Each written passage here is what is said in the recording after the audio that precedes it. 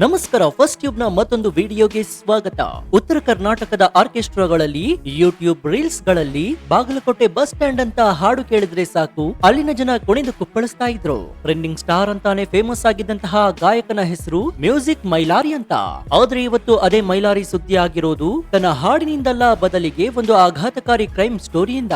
ಒಂದ್ ಕಾಲದಲ್ಲಿ ಹಳ್ಳಿಗೂ ಹೋಗಿ ಜಾನಪದ ಹಾಡು ಹಾಡಿ ಚಪ್ಪಾಳೆಗಿಟ್ಟಿಸ್ಕೊಳ್ತಾ ಇದ್ದಂತಹ ಕೈಗಳಿಗೆ ಇವತ್ತು ಕೋಳ ಬಿದ್ದಿದೆ. ಬಾಗಲಕೋಟೆಯ ಬಸ್ ಸ್ಟ್ಯಾಂಡ್ ಬಗ್ಗೆ ಹಾಡಿದವನು ಇವತ್ತು ಬಾಗಲಕೋಟೆಯ ಜೈಲು ಸೇರುವಂತಾಗಿದೆ. ಅಷ್ಟಕ್ಕೂ ಈ ಮ್ಯೂಸಿಕ್ ಮೈಲಾರಿ ಮಾಡಿದಾದ್ರೂ ಏನು? ಬಡ ಕುಟುಂಬದಿಂದ ಬಂದ ಪ್ರತಿಭೆ ದಾರಿ ತಪ್ಪಿದ್ದು ಎಲ್ಲೇ? ಆ ರಾತ್ರಿ ಆರ್ಕೆಸ್ಟ್ರಾ ಮುಗಿದ ಮೇಲೆ ನಡೆದಿದ್ದಾದ್ರೂ ಏನು? ಅಪ್ರಾಪ್ತ ಬಾಲಕಿಯ ಮೇಲಿನ ಆ ಆರೋಪ ನಿಜವೇ, ಅಥವಾ ಮೈಲಾರಿ ಹೇಳ್ತಿರೋ ಹಾಗೆ ಇದು ಏಳಿಗೆ ಸಹಿಸದವರ ಸಂಚ? ಇವತ್ತಿನ ಈ ವಿಡಿಯೋದಲ್ಲಿ ಮ್ಯೂಸಿಕ್ ಮೈಲಾರಿ ಪ್ರಕರಣದ A to Z ಮಾಹಿತಿಯನ್ನ ಹೇಳ್ತೀವಿ. FIR ರಿಪೋರ್ಟ್ ಸಮೇತ ಎಳೆಯಾಗಿ ಬಿಚ್ಚಿಡ್ತೀವಿ. ಇದು ಬರೀ ಒಬ್ಬ ಗಾಯಕನ ಕಥೆಯಲ್ಲ, ಸೋಷಿಯಲ್ ಮೀಡಿಯಾ ಸ್ಟಾರ್ ಗಳ ಅಸಲಿ ಮುಖವಾಡದ ಅನಾವರಣ.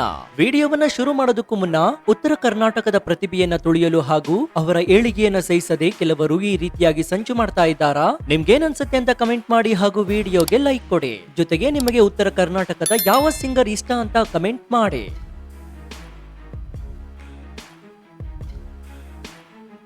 ಈ ಪ್ರಕರಣದ ಆಳಕ್ಕೆ ಇಳಿಯೋದಕ್ಕೂ ಮುನ್ನ ಅಸಲಿಗೆ ಮ್ಯೂಸಿಕ್ ಮೈಲಾರಿ ಯಾರು ಅನ್ನೋದನ್ನ ಕ್ವಿಕ್ ಆಗಿ ನೋಡೋಣ. ಮೂಲತಃ ಕೊಪ್ಪಳ ಜಿಲ್ಲೆಯ ಯಲಬುರ್ಗಾ ತಾಲೂಕಿನ ಕುಡಗುಂಟಿ ಎಂಬಂತಹ ಪುಟ್ಟ ಗ್ರಾಮದ ಪ್ರತಿಭೆ ಈತ.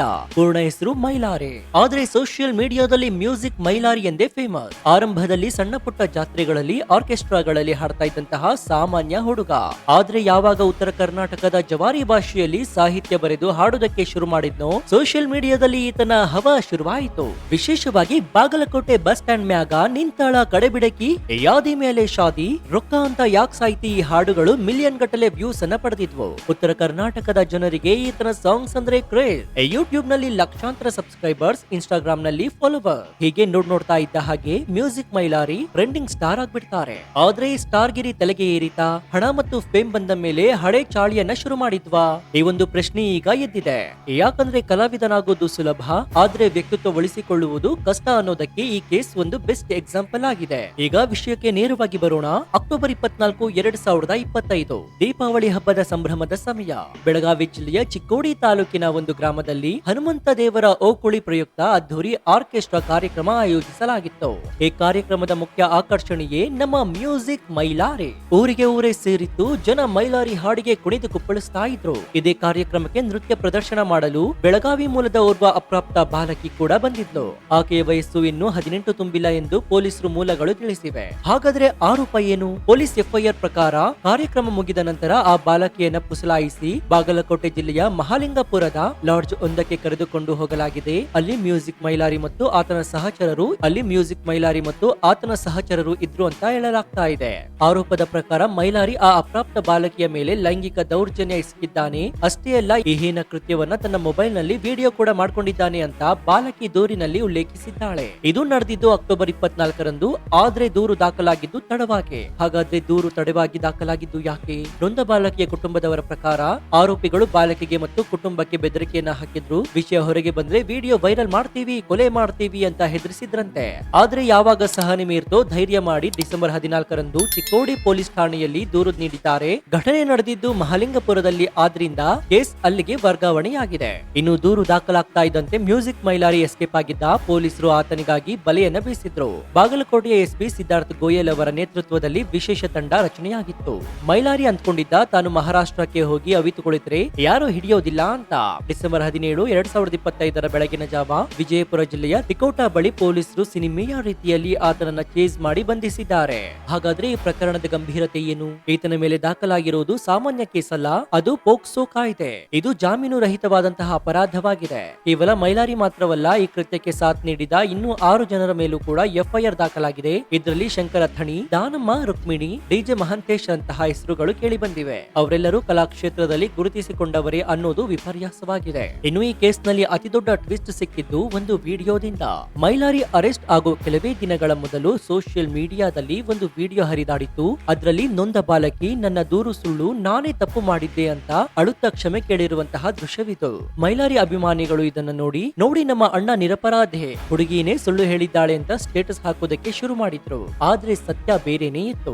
ನಂತರ ಬಾಲಕಿ ಸ್ಪಷ್ಟನೆ ನೀಡಿದ ಪ್ರಕಾರ ಈ ವಿಡಿಯೋ ಹಳೆಯದ್ದು. ಘಟನೆ ನಡೆದ ಮಾರನೇ ದಿನವೇ ಆರೋಪಿಗಳು ಆಕೆಯನ್ನ ಬೆದರಿಸಿ ಒತ್ತಾಯಪೂರ್ವಕವಾಗಿ ಆ ವಿಡಿಯೋ ಮಾಡಿಸಿದ್ರು. ಹೀಗೆ ಹೇಳದಿದ್ದರೆ ನಿನ್ನ ವಿಡಿಯೋ ಲೀಕ್ ಮಾಡ್ತೀವಿ ಅಂತ ಬ್ಲಾಕ್ ಮೇಲ್ ಅನ್ನ ಮಾಡಿದ್ರಂತೆ.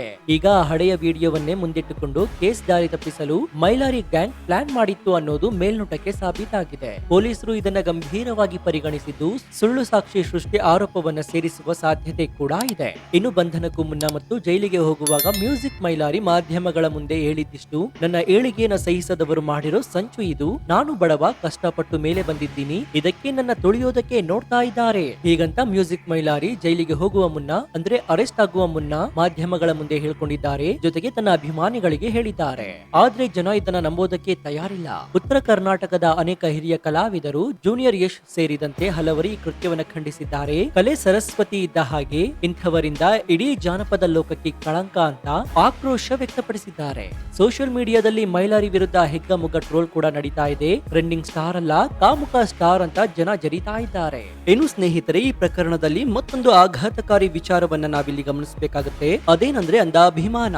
ಮ್ಯೂಸಿಕ್ ಮೈಲಾರಿ ಅರೆಸ್ಟ್ ಆದ ಮೇಲೂ ಕೂಡ ಕಮೆಂಟ್ ಸೆಕ್ಷನ್ ನಲ್ಲಿ ಎಷ್ಟೋ ಜನ ಅಣ್ಣ ನೀನು ದೇವರು, ನೀನು ತಪ್ಪು ಮಾಡಿಲ್ಲ, ನಾವಿದ್ದೀವಿ ನಿಮ್ಮ ಜೊತೆ ಅಂತ ಸಪೋರ್ಟ್ ಮಾಡ್ತಾ ಇದ್ದಾರೆ. ತಪ್ಪು ಮಾಡಿರೋದು ಸಾಬೀತಾದ್ರೂ ಒಬ್ಬ ಆರೋಪಿಯನ್ನ ಹೀರೋ ತರ ಆರಾಧಿಸೋದು ಎಷ್ಟರ ಮಟ್ಟಿಗೆ ಸರಿ? ನಾವು ಅರ್ಥ ಮಾಡ್ಕೊಳ್ಬೇಕು. ಹಾಡು ಹೇಳೋದು ಬೇರೆ, ನಿಜ ಜೀವನದ ನಡವಳಿಕೆ ಬೇರೆ. ಸ್ವರ ಚೆನ್ನಾಗಿದ್ದ ತಕ್ಷಣ ಅವರ ಗುಣಾನು ಚೆನ್ನಾಗಿರ್ಬೇಕು ಅಂತೇನಿಲ್ಲ.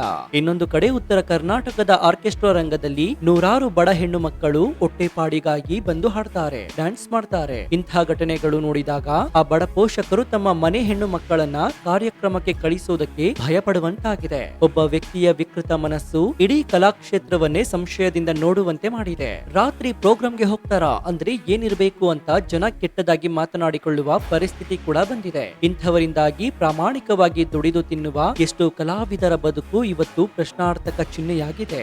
ಇದನ್ನ ಅಂಧಾಭಿಮಾನಿಗಳು ಅರ್ಥ ಮಾಡ್ಕೊಳ್ಬೇಕು. ನ್ಯಾಯ ಎಲ್ಲರಿಗೂ ಒಂದೇ. ತಪ್ಪು ಮಾಡಿದವನು ಸ್ಟಾರ್ ಆಗಿದ್ರು ಸರಿ, ಸಾಮಾನ್ಯ ವ್ಯಕ್ತಿಯಾಗಿದ್ರು ಸರಿ, ಶಿಕ್ಷೆ ಆಗಲೇಬೇಕು. ಇನ್ನು ಈ ಪ್ರಕರಣ ತನಿಖಾ ಹಂತದಲ್ಲಿದೆ. ಕೋರ್ಟ್ ತೀರ್ಪು ಬರುವವರೆಗೆ ಯಾರನ್ನ ಅಪರಾಧಿ ಅನ್ನೋದಕ್ಕೆ ಆಗಲ್ಲ. ಆದ್ರೆ ಬೆಂಕಿ ಇಲ್ಲದೆ ಹೊಗೆಯಾಡೋದಿಲ್ಲ. ಅಪ್ರಾಪ್ತ ಬಾಲಕಿ ಪೋಕ್ಸೋ ಕೇಸ್, ತಲೆಮರೆಸಿಕೊಂಡಿದ್ದು ಮತ್ತು ಬೆದರಿಕೆ ವಿಡಿಯೋಗಳು ಇವೆಲ್ಲವೂ ಮೈಲಾರಿ ಕಡೆಗೆ ಬೊಟ್ಟು ಮಾಡಿ ತೋರಿಸ್ತಾ ಇವೆ. ಎಲ್ಲಿ ನಾವು ಕಲಿಬೇಕಾದಂತಹ ಪಾಠ ಒಂದೇ. ಸೋಷಿಯಲ್ ಮೀಡಿಯಾದಲ್ಲಿ ಕಾಣುವ ಬಣ್ಣದ ಪ್ರಪಂಚವೇ ಬೇರೆ, ವಾಸ್ತವವೇ ಬೇರೆ. ನಿಮ್ಮ ಮನೆಯ ಹೆಣ್ಣು ಮಕ್ಕಳು ಇಂತಹ ರೀಲ್ ಸ್ಟಾರ್ ಗಳ ಮೋಹಕ್ಕೆ ಬಿದ್ದು ಅವಕಾಶಕ್ಕಾಗಿ ಇವರ ಹಿಂದೆ ಹೋದ್ರೆ ಏನೆಲ್ಲ ಆಗಬಹುದು ಅನ್ನೋದಕ್ಕೆ ಇದೊಂದು ಎಚ್ಚರಿಕೆಯ ಗಂಟೆಯಾಗಿದೆ. ಕಲಾವಿದನಿಗೆ ಕಲೆ ಇದ್ರೆ ಸಾಲದು, ಗುಣವೂ ಇರಬೇಕು. ಸೊ ಈ ಬಗ್ಗೆ ನಿಮ್ಮ ಅನಿಸಿಕೆ ಏನು? ಮೈಲಾರಿ ನಿಜಕ್ಕೂ ಅಮಾಯಕನ ಅಥವಾ ಸ್ಟಾರ್ ಗಿರಿಯ ಅಮಲಿನಲ್ಲಿ ತಪ್ಪು ಮಾಡಿದ್ದ, ಅಥವಾ ಈತನ ಹೇಳಿಕೆಯನ್ನ ಸಹಿಸಲಾಗದೆ ಈತನ ವಿರೋಧಿಗಳು ಇಂತಹದೊಂದು ಸಂಚನ ರೂಪಿಸಿದ್ದಾರಾ? ನಿಮ್ಗೇನನ್ಸುತ್ತೆ ಅಂತ ಕಮೆಂಟ್ ಮಾಡಿ ಹಾಗೂ ವಿಡಿಯೋಗೆ ಲೈಕ್ ಕೊಡಿ. ಜೊತೆಗೆ ನೀವಿನ್ನು ನಮ್ಮ ಚಾನೆಲ್ ಅನ್ನ ಸಬ್ಸ್ಕ್ರೈಬ್ ಮಾಡ್ಕೊಂಡಿಲ್ಲ ಅಂದ್ರೆ ಈ ಕೂಡಲೇ ಸಬ್ಸ್ಕ್ರೈಬ್ ಮಾಡ್ಕೊಂಡು ಪಕ್ಕದಲ್ಲಿರುವಂತಹ ಬೆಲ್ ಐಕಾನ್ ಅನ್ನ ಪ್ರೆಸ್ ಮಾಡಿ. ಇದರಿಂದ ನಾವು ಹಾಕುವ ಹೊಸ ವಿಡಿಯೋಗಳ ನೋಟಿಫಿಕೇಶನ್ ಮೊದಲು ನಿಮಗೆ ಸಿಗುತ್ತೆ. ಇದಾಗಿತ್ತು ಈ ಕ್ಷಣದ ವಿಶೇಷ. ನೋಡ್ತಾ ಇರಿ ಫಸ್ಟ್ ಟ್ಯೂಬ್ ಕನ್ನಡ. ಧನ್ಯವಾದ.